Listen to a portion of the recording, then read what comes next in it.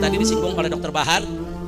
Masya Allah, Dr. Bahar tadi mengingatkan kita semua, walaupun beliau sebagai seorang dokter, beliau mengingatkan diri beliau dan para dokter yang lainnya dalam urusan medis ini. Para dokter juga tetap harus tunduk kepada para fatwa para ulama. Ibu, Bu, Majelis Ulama Indonesia itu sudah punya fatwa soal keluarga berencana. Sudah lama. Sudah puluhan tahun itu sudah ada fatwanya. Kapan boleh, kapan tidak boleh, mana yang boleh, mana yang tidak boleh, itu sudah dibahas oleh Majelis Ulama Indonesia. Nah, salah satunya Majelis Ulama Indonesia mengharamkan yang namanya vasektomi dan tubektomi. Gak boleh. Jadi kalau sudah diharamkan oleh ulama, ya kita sam'an wa ta'ah, sami'na wa ata'na. Karena ulama tempat bertanya kita. Allah nyatakan dalam Al-Qur'anul Karim, faqala ta'ala fas'alu ahla dzikri in kuntum la ta'lamun. Tanyakan kepada ahli dzikir, yaitu tanyakan kepada para ulama, para fuqaha, kalau kamu tidak tahu hukumnya. Nah, apa yang sudah difatwakan oleh ulama, selama ini umat udah nerima, nggak ada yang ribut. Semua nerima. Diharamkan vasektomi bukan berarti diharamkan KB, bukan. KB-nya Bu ya, itu ada fatwa. Kapan KB itu boleh, kapan itu tidak boleh, kapan disarankan, kapan tidak dianjurkan. Kalaupun keluarga berencana itu dibolehkan dalam satu kondisi, maka cara KB yang bagaimana yang dibolehkan itu dibahas oleh fatwa ulama. Nah, salah satu yang diharamkan adalah vasektomi. Bu, kira-kira jelas gak? Nah, makanya kita sesalkan dan kita prihatin. Begitu ada seorang kepala daerah, gubernur di wilayahnya, saudara, menjadikan vasektomi sebagai syarat terima bansos. Jadi disampaikan masyarakat di Jawa Barat, kalau mau terima bansos harus vasektomi. Enggak vasektomi, enggak dapat bansos. Saudara, ini jadi problem. Satu, berarti yang bersangkutan melawan fatwa MUI. Yang kedua, saudara, mayoritas penduduk Jawa Barat itu orang Islam yang ikut fatwa ulama, yang mereka diharamkan untuk melakukan vasektomi. Saudara, tahu-tahu sekarang kalau mau dapat bansos harus vasektomi. Ini pemaksaan. Dan kalimatnya kasar, kalau miskin jangan punya anak. Innalillahi wa inna ilaihi rajiun. Ini yang tadi disinggung oleh Dr. Bahar. Soal punya anak gak punya anak, ini bukan soal kaya miskin. Bukan. Nah, jadi alasan dia ini karena tingkat kemiskinan tinggi di Jawa Barat. Mengatasi kemiskinan bukan dengan vasektomi. Mengatasi kemiskinan bukan dengan memandulkan umat, bukan. Mengatasi kemiskinan dengan membuka lapangan kerja. Betul, Bu? Bagaimana cara mengatasi kemiskinan? Satu, berantas korupsi. Dua, buka lapangan kerja. Betul. Tiga, ringankan pajak. Jangan dikit-dikit ini pajak, itu pajak, ibu beranak kena pajak juga. Astagfirullahaladzim. Kira-kira jelas gak? Nah, jadi mengatasi kemiskinan itu bukan dengan ngatain orang miskin. Orang miskin gak punya anak. Orang miskin jangan belagu. Ngapain orang miskin punya anak? Ini gak punya etika. Etikanya gak begitu. Banyak orang miskin punya anak, anaknya jadi orang semua. Banyak orang miskin punya anak, anaknya berkah. Bapak ibunya miskin, ternyata anaknya yang jadi kiai, yang jadi dokter, yang jadi insinyur, banyak saya bilang. Dan banyak orang kaya punya anak, anaknya nggak ada manfaat, anaknya narkobais, anaknya menjadi bajingan, anaknya keluar masuk penjara. Nah, ini soal punya anak dan mendidik anak, bukan urusan kaya miskin, betul Bu? Nah, maka itu di sini saya mau sampaikan kepada semua, karena ini IBTV didengar di semua, termasuk di Jawa Barat, saudara, bahwa mensyaratkan dapat bansos dengan vasektomi, saudara, itu adalah tindakan rasis, fasis, diskriminatif. Kenapa? Karena mayoritas umat di beragama Islam yang diharamkan vasektomi. Jadi kalau nggak vasektomi nggak dapat bansos, berarti orang Islam yang miskin di Jawa Barat nggak boleh dapat bansos. Enak betul. Dia bikin syarat seenaknya. Nggak bisa. Saudara, vasektomi haram. Titik. Kecuali dalam kondisi yang sangat darurat dengan adanya fatwa ulama. Dr. Bahar tahu betul itu. Perempuan yang punya kanker rahim umpamanya yang udah nggak mungkin hamil lagi. Kalau hamil membahayakan jiwanya, itu persoalan lain. Dalam keadaan darurat. Dalam keadaan normal nggak boleh. Saudara, vasektomi, tubektomi nggak boleh sembarangan. Yaitu umat Islam mengikuti memenuhi syarat-syarat tadi hanya untuk dapat bansos. Nah, saya himbau kepada seluruh umat Islam yang ada di Jawa Barat atau dimanapun juga, kalau mendapatkan bansos harus vasektomi, buang bansosnya. Nggak usah kita ambil bansosnya, lempar aja ke muka orang tuh bansos, suruh makan sendiri tuh bansos. Setuju? Takbir. Kenapa jadi gara-gara bansos kita mau korbankan syariat kita, saudara? Nah, tapi saya minta juga kepada para advokat, kepada para ahli hukum, kepada para pengacara, turun tangan. Kalau betul bansos itu disyaratkan vasektomi, seret gubernurnya ke pengadilan. Seret, saudara. Itu nggak bisa. Itu rasis, fasis, diskriminatif, melawan ulama dan melakukan yaitu ketidakadilan terhadap umat Islam, saudara. Jadi kalau jadi gubernur nggak ngerti agama, ya jangan sembarangan fatwa. Kalau nggak tahu fatwa, tanya ulama. Kalau belum tahu, oh ternyata nggak boleh, ya tarik, minta maaf. Istighfar, maaf, saya nggak tahu kalau vasektomi itu haram. Maaf, saya nggak jadikan itu syarat. Nah, kalau dia tobat, sadar, silakan. Kita nggak tuntut, saudara. Kira-kira jelas tidak? Ada aja yang bikin kita puyeng, Bu. Bu, Lagi ngaji enak-enak Bu ya. Enak gak Bu ngaji? Enak gak Bu ngaji? Ada yang ganggu syariat. Pegal gak Bu? Pegal gak Bu? Nah makanya enggak, kita nggak bakal biarkan, nggak bisa. Siapapun, bukan gubernur Jawa Barat saja, gubernur dimanapun, termasuk presiden sekalipun nggak bisa. Kalau syarat terima bansos harus pakai vasektomi, berarti Anda melanggar fatwa Majelis Ulama Indonesia. Berarti Anda melakukan ketidakadilan terhadap umat Islam yang mayoritas banyak yang menerima bansos gara-gara urusan vasektomi, kemudian mereka tidak boleh menerima bansos. Nggak bisa, itu ketidakadilan dan itu harus dilawan. Mudah-mudahan Bapak Presiden maupun para gubernurnya Allah berikan taufik dan hidayah. Allah berikan kesadaran untuk kembali ke jalan Allah. Kalau kemarin mereka tidak tahu, sekarang sudah tahu, tubu ilallah, taubatlah kepada Allah dan tarik itu syarat-syarat sesat yang bertentangan dengan aturan syariat. Kira-kira jelas gak Bu? Bu, jelas gak Bu? Nah baiklah, memang sekarang ini kita lagi prihatin Bu ya. Dulu zaman Pak Harto, Bu, ada yang ngalamin zaman Pak Harto? Yang seumuran saya ngalamin semua tuh.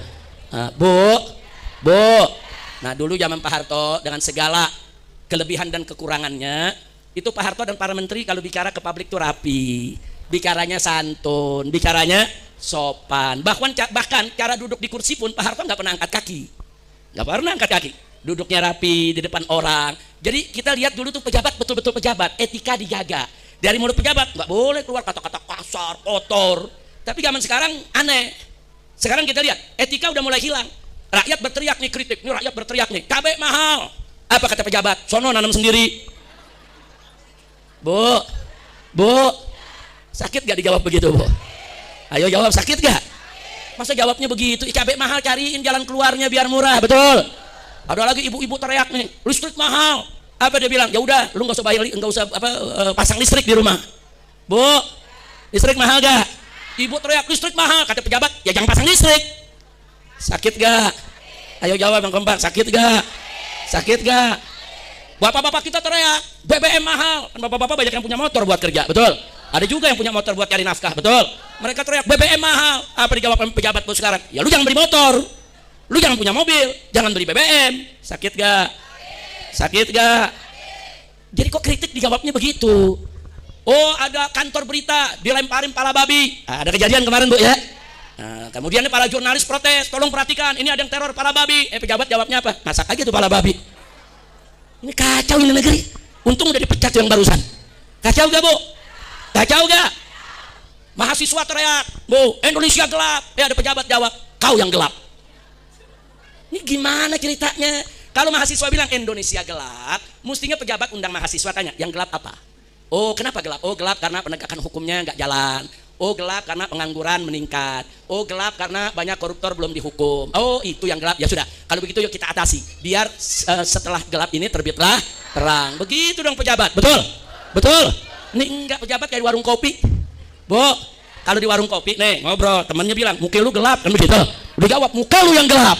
Pantes. Kalau di warung kopi pantes gak? Nah kalau pejabat ngomong begitu pantes gak? Enggak pantes. Ini mahasiswa teriak Indonesia gelap, dijawab kau yang gelap. Galak banget saudara.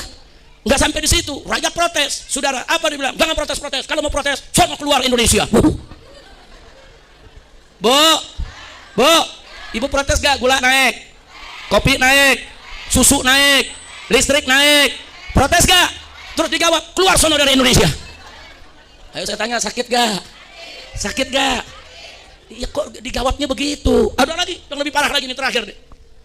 Begitu diprotes, masyarakat protes, dosen protes, dokter protes, semua protes. Apa dia bilang? Jangan protes-protes. Apa jasamu kepada negara? Protes-protes. Kurang ajar kita ditanya apa jasanya. Bu, saya mau tanya, kita beli baju kena pajak gak? Beli baju kena pajak gak? Beli sejadah kena pajak gak? Makan di restoran kena pajak gak? Beli minyak kena pajak gak? Beli makanan di market-market kena pajak gak? Saya mau tanya sekarang, tuh yang bayar pajak siapa? Siapa yang bayar pajak? Kita. Siapa yang make? Nah, berarti negara yang pakai pejabat, betul? Berarti kita berjasa gak? Berjasa gak? Kok enaknya ngomong jangan protes, apa jasamu pada negara? Iya, kita bayar pajak, betul? Betul? Bu, jangan-jangan ibu pada nggak bayar pajak kali ini. Listrik bayar gak? Ada pajak gak? Air bayar gak? Ada pajak gak? Ibu beli jilbab kena pajak, ibu beli baju kena pajak. Saudara, bahkan saudara, pemerintah mengakui 82,4% pendapatan negara didapat dari pajak. Nah sekarang kita tanya, kalau 82,4% didapat dari pajak, itu emas kita kemana? Nikel kemana? Batu bara kemana? Itu kemana duitnya kok 82% dari pajak? Kacau. Bu, kacau tidak? Makanya Ibn Khaldun pernah menyatakan dalam ilmu sosial politiknya, kalau negara sudah bergantung kepada pajak, itu tanda-tanda negara tersebut sedang bangkrut. Artinya negara itu sedang tidak baik-baik saja. Artinya lainnya Indonesia gelap. Kira-kira jelas gak? Dan ada satu mantan pimpinan KPK, seorang tokoh, dia mengatakan, andai kata satu aja tambang Indonesia tidak dikorupsi, katakan batu bara atau nikel atau emas, itu sudah cukup, rakyat Indonesia tidak perlu bayar pajak lagi. Bayangkan, bahkan dikatakan andai kata semuanya tidak dikorupsi, emas yang nggak dikorupsi, nikel nggak dikorupsi, batu bara nggak dikorupsi, Indonesia ini rakyatnya bukan hanya nggak perlu bayar pajak, setiap orang dapat gaji buta tiap bulan 20 juta. Artinya saya tanya, Indonesia kaya gak? Kaya gak? Tapi kemana tuh semua? Udah segitu aja bu ya. Anda gula naik bu, gula naik, kolesterol naik, jantung naik, udah segitu aja dah. Astagfirullahaladzim. Udah, pokoknya intinya saya mau tanya nih masyarakatnya semua nih, rakyat Indonesia bayar pajak berarti berjasa gak pada negara? Berjasa tidak kepada negara? Berarti boleh mengeluarkan pendapat tidak? Boleh protes tidak? Boleh kritik tidak? Jadi kalau ada pejabat yang jawab, sono keluar aja dari Indonesia, kalian gak punya jasa kepada negara, ngawur tidak? Ngawur tidak? Saya curiga, jangan-jangan yang ngomong begitu tuh tadi tuh, yang ngusir kita, yang bilang kita nggak berjasa, jangan-jangan PT-nya nggak ada yang bayar pajak tuh. Makanya yang begitu mestinya diaudit, betul? Periksa pajaknya, betul? Udah ibu-ibu betul aja dah. Bukan di pengajian sini kan ibu-ibu mesti dibikin pinter juga, betul? Ibu sekarang beli gula segini, besok naik, kan ibu mikir kok naik dulu sih? Bu, listrik kita beli dari pemerintah, betul? Bayarnya lunas gak? Kalau telat dicabut gak? Telat mati gak? Betul. Terus ada saingannya gak tuh PLN? Nggak ada, jualan sendiri, yang beli rakyat, betul. Tapi laporannya rugi melulu. Ini ada urusan apa ini negeri? Rugi melulu tiap tahun. Mending ruginya seperak 2 perak, ruginya triliunan. Tahun ini rugi 17 triliun, besok rugi 20 triliun. Kan gua bayar. Bu, ibu dagang pisang goreng, dagang tempe, nih hari untung, besok rugi, wajar gak? Wajar gak? PLN rugi, masuk akal? Masuk akal? Saingan gak punya, betul? Bayar mesti cash, betul? Telat dicabut, betul? Udah gitu mahal, betul? Ada pajaknya lagi, betul? Kok bisa rugi? Bu, begitu juga Pertamina, BBM, gak ada saingannya, rugi melulu. Rugi melulu, bu. Percaya gak rugi melulu? Bukan rugi, korupsi. Betul? Ya udah segitu aja dah, ditangkap lagi. Ayo kita tutup, udah kita tutup. Nih ada surat apa nih?